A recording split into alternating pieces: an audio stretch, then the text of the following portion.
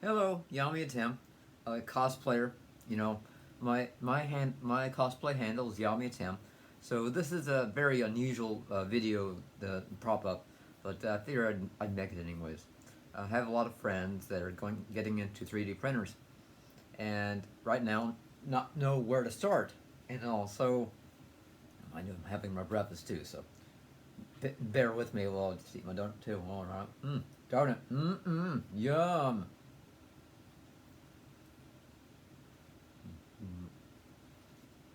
I was talking for a few minutes. Sounds different now, but anyway. I'm the guy behind all the masks. I'm the guy behind, the Yami Tim, cosplay and everything else. I think the biggest thing is people always ask, "Hey Yami, how old are you?" I said, "Do you want my real life age, or do you want my anime age rounded up?" And some people's like, well, I want to know the real age of the real guy, 40 years old. I guess I rediscovered myself a couple times down the road. I guess God gave me a second chance, at least on life, some years ago. So, sorry.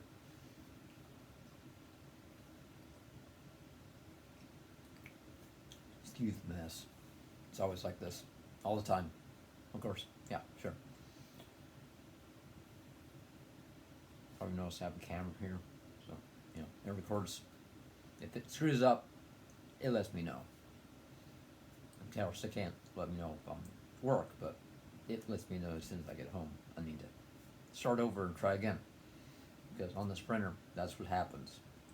I have to try over and start again a lot of times. I mean, like, or just when I last yesterday, but I was able to pull out some stuff that it screwed up on before actually able to finally figure out what was really wrong with this machine. And now it has saved me a big headache. So, good thing.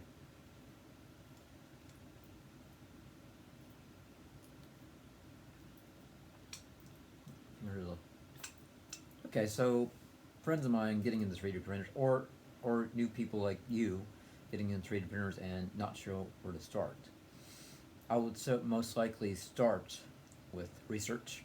Always do your research first.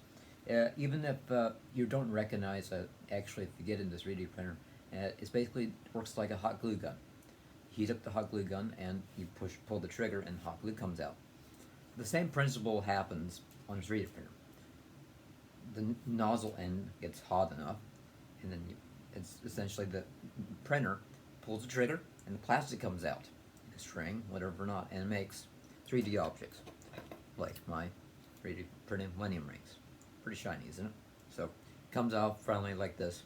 Well, I printed mine in half because I've been having trouble with the rings, saying like so. Now dialed it in, I actually can take not print this one, print the other one. It actually looks more authentic than this one. But that gives you an indication.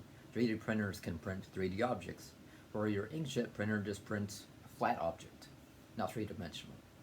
I'm sure it probably could print three-dimensional art print, but that's pretty much, I don't know how that goes. But anyways, so yeah, it prints anything three-dimensional. And also, yeah, it prints a cube or not. So you can print a various of anything. Yu-Gi-Oh box, actually Yu-Gi-Oh box, but this was off my other 3D printer. That's another story. I'll do. But to get into 3D printers, do your research. There's a lot of well-known companies out there. Creality is one of them. Monoprice is another. Monoprice makes good 3D printers, but they're also rebadged. Shit, what's the name of it? I don't know the name off the top of my head, but that's another thing. It's a Creality. They make the Ender 3s, Ender 3 Pro, and Ender 3. They make the CR10 Mini, the CR10 Max, and just the CR10, I guess the S. Yeah, I'll get to you, the core or whatever. Anyways, yeah, since I do a kind of a little role play on, Facebook on my Young Attempt thing. I like to dress up on my cosplay a lot and do live videos whenever I can. So I'm sort of depressed a lot. So that happens too. So yeah, Peter, I just let you guys know. Uh, if you're looking to get into 3D printer, stay away from ones that you're not sure of.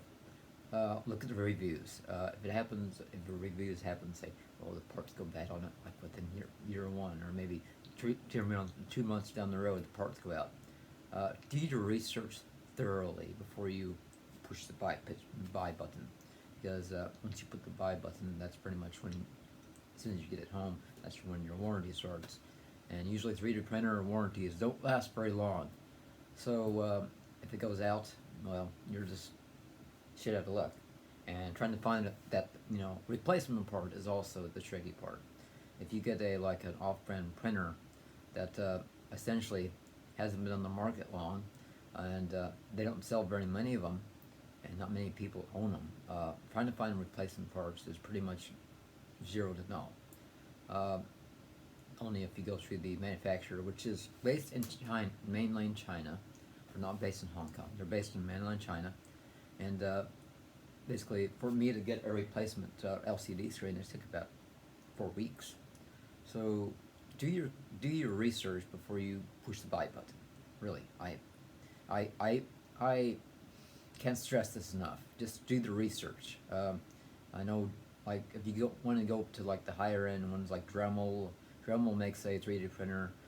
Some of the other ones make a 3D printer. MakerBot, they make a 3D printer. And like I said, if you get the MakerBot, then you're gonna get up toward spending like $2,000 or more. And some of these, like Ender 3s, CR10s, or like the one I got, I said they started like between $199 to probably about 230 something bucks, and they're a fairly good printer. They are workhorses, and if you get anything like higher than, like, I guess, $200 or $300, you're, I hate to say it, wasting your money, because if you get the name brand ones like Dremel or MakerBot, or XYZ, DaVinci XYZ, something goes out, you have to send literally the whole printer back to get a replacement. And M3D was a new company a couple years ago. They made a bigger model, and has user replaceable parts. You can actually go on the internet and get them really easily.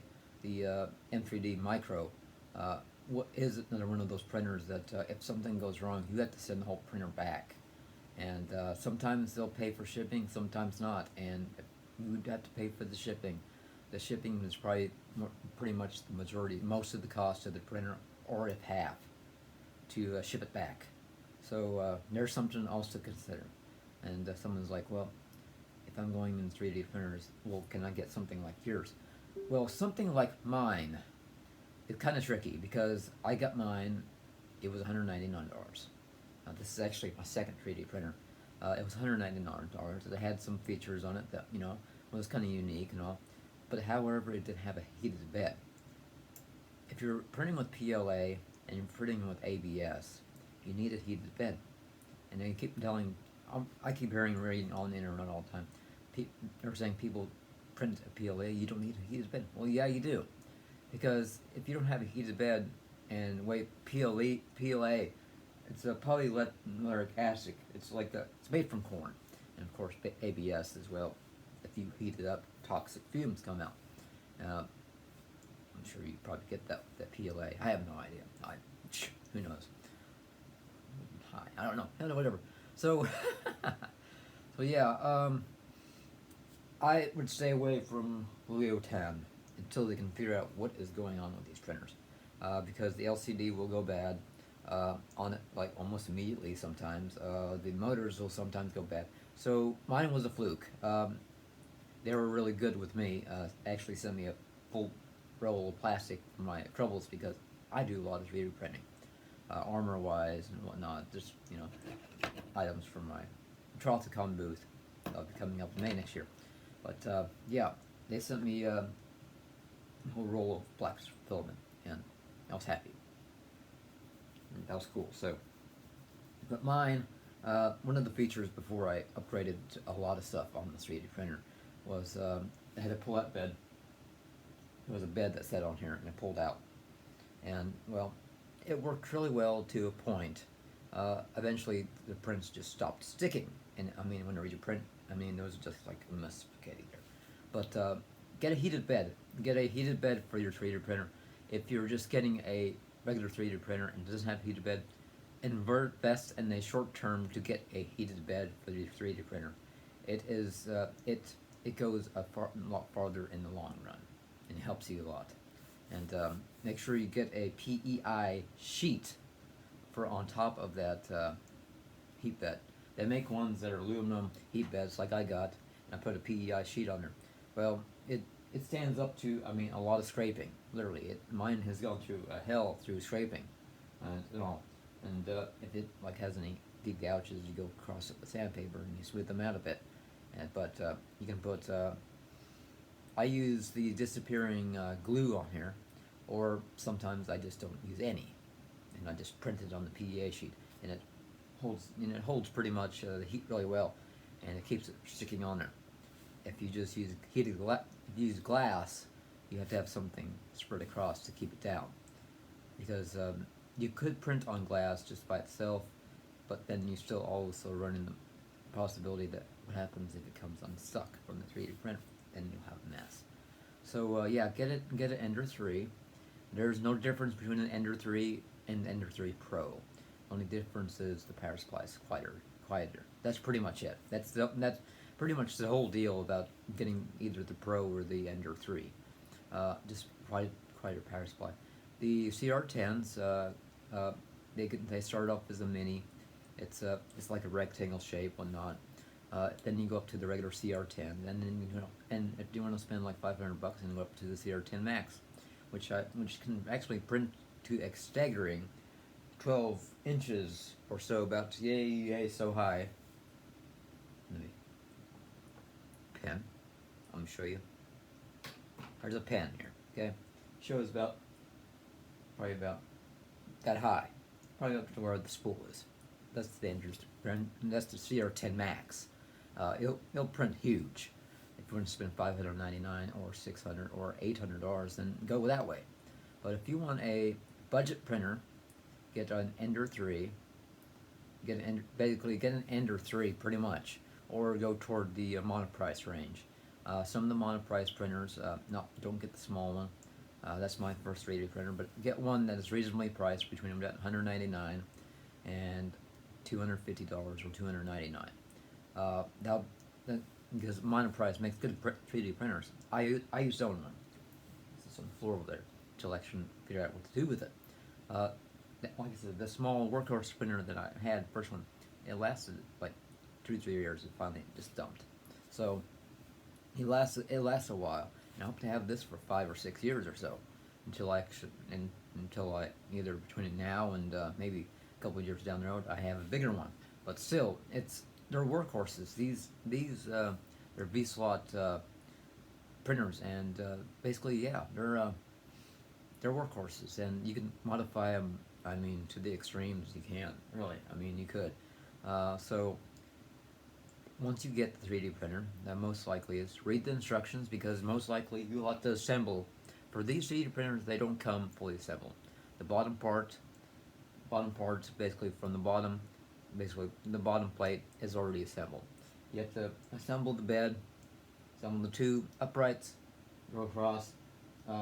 This part usually is all assembled, so all you have to do is slide them underneath over the top of these. So if you guys want a building thing on there, just go on YouTube and find it. But yeah, assemble it like so. This isn't the original hot end, like the nozzle that plastic comes from.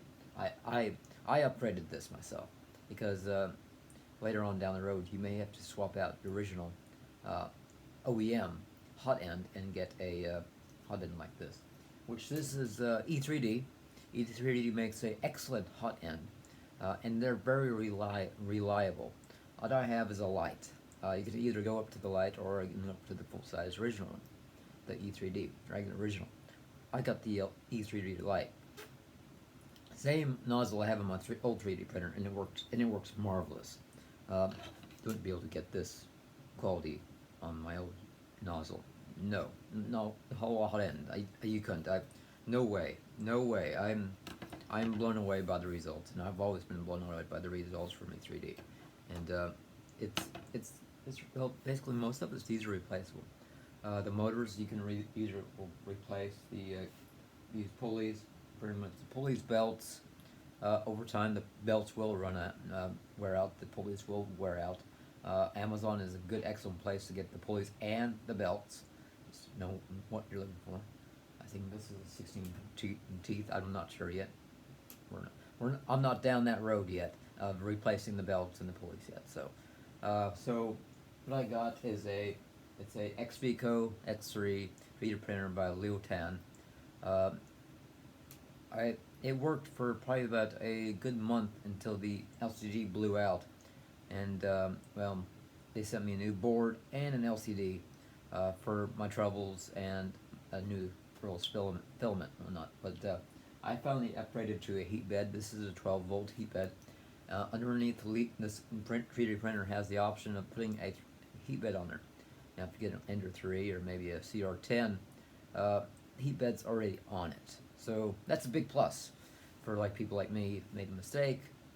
Well, I had to shell out a little bit of money to get the heat bed pretty much. So yeah, the prints come off really well. It has a 0.4 millimeter nozzle, which prints regular stuff. You can go down to 0.2. You can go up to 0.5, make it a little bit thicker. 0.2 is really intricate detail work if you really want to go that. But most people start with 0.4. The filament size, that's the tricky part. The industry standard is 1.75 millimeters. But once you get into 3D printer and go through your YouTube video assembling your 3D printer, first thing first, when you go on here, I'm gonna go in there. There's a home button on here. Now mine is tricky because you have to go through a couple screens and go home. No, tractor off. Home button. See what it's gonna do. Where the position at is at home. Where it's going is home, in the home position. So basically, that's where it starts at, and then go from there. I would most recommend one of two things when you guys get into 3D printers. Get a feeler gauge. This is a feeler gauge. It has multiple levels of thicknesses and all. I start at 0.011. That's what I start at. And you guys can go maybe a little thicker than that, but I would recommend not much thicker than 0.11. This is about as thickness as cardstock. That's the level you guys need. I'm gonna stop the motors. I'm gonna unlock the motors. So once you get the 3D printer, level it, because if you don't level it, your prints will look like shit from day one. Literally, it'll be variables like crazy. You'll be constantly readjusting it. I mean, I've been through hell readjusting this 3D printer to actually get it to print this again. This took 3 days to actually get it level, because I went through hell to level it. Because if you don't have one of these, French site, fucked. Cardstock only helps so much. You'll burn through sheets of cardstock to try to level this thing. Get a feeler gauge. It's flexible and it's metal. It's metal. It's not gonna break. Maybe you'll break in half, rusted, but that's it. It's metal, so it has a little bit of fling. I'll put this underneath the nozzle. If there's enough tug, if you pull it, put it in there, and there's enough tug, and then you basically, what you do is, I do it manually. I move the head over to this right, put the thing underneath, and there's always screws underneath the bed, so you'll find out which way it goes which way, and I would recommend also, secondly, put on a piece of paper somewhere in your room that has your 3D printer, or enable it on your 3D printer which way the screws go, up or down. Because if you don't, you're constantly trying to figure out which way up and down goes. Make a chart. Twist this way goes down, twist the other way goes up. Make that chart. Arrow going this way says up, arrow going the opposite direction says down. So doesn't keep you from having to go nuts trying to figure out how to level this thing, and you end up going nuts, really nuts, trying to figure out how to level it. Just make a chart, make a little picture. There's a little picture here, so I'll show you what this thing looks like. Here it is.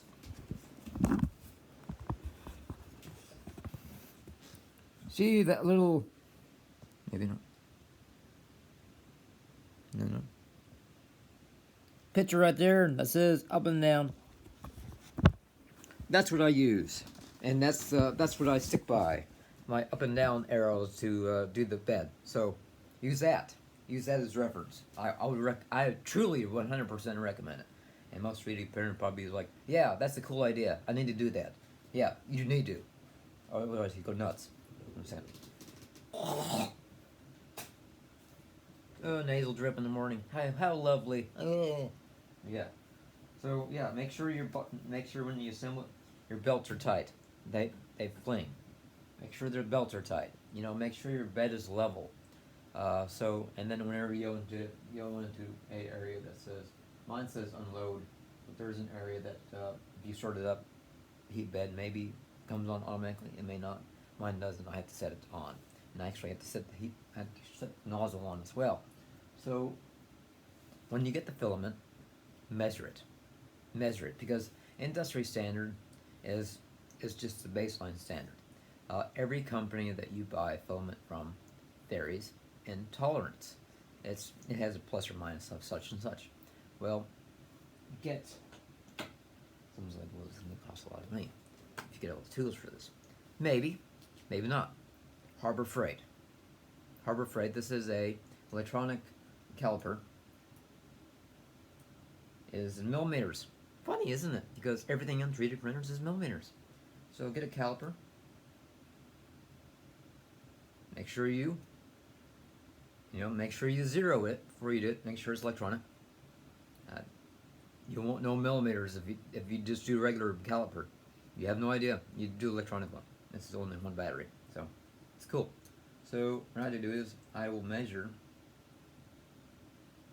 I'll put it between the filament between here. Measure. If it says, it will, most of the time it won't say 1.75. Okay, so in your program you'll have to go is either you'll use Cura or Simplify 3D. If you guys can also shell out another $200 for Simplified 3D, that's fine. That's up to you. But most of the time I use Cura. I use the basic one. Everybody's like keep telling me you need to upgrade. No, I use the old version because I'm used to it. I'm used to it, and when I went to the new version, I couldn't find all the stuff. So I gave up and went back to the old version. You know, because there's always people out there like, well, I still like Windows 95, and I still have used Windows 95, or I use Windows 2000. It's reliable. That's why I still use the old program. It's reliable, and I continue to use it. No, there's no need for me to upgrade. Okay, so there you go. People commenting on here, whatever. So it's not on here, but you know, elsewhere. Back to things at hand. Get a caliper, measure it. What I measured, this thing I printed with was 1.65. That's 10 millimeters off the 1.75. You guys get the picture here. Measure your filament, and then it says in there, let me check. Let me pop it over because I got to open. If it says on here diameter, millimeter, and it says on here filament, and it says on here, if you cannot measure this value, you have to calibrate. The higher number means less extrusion, not. But that's pretty much it. We'll follow up from another video next time. So right now, this is all I got, and next video should be here in a couple of days, or maybe tonight, who knows. Will be another follow-up for that. So we'll follow up from the filament thing. So I'll catch you guys all later, and follow my YouTube account for more other information videos, or my cosplay self, Yami Tem. So I'll catch you all later. Bye bye. Peace out. Cool. Yeah.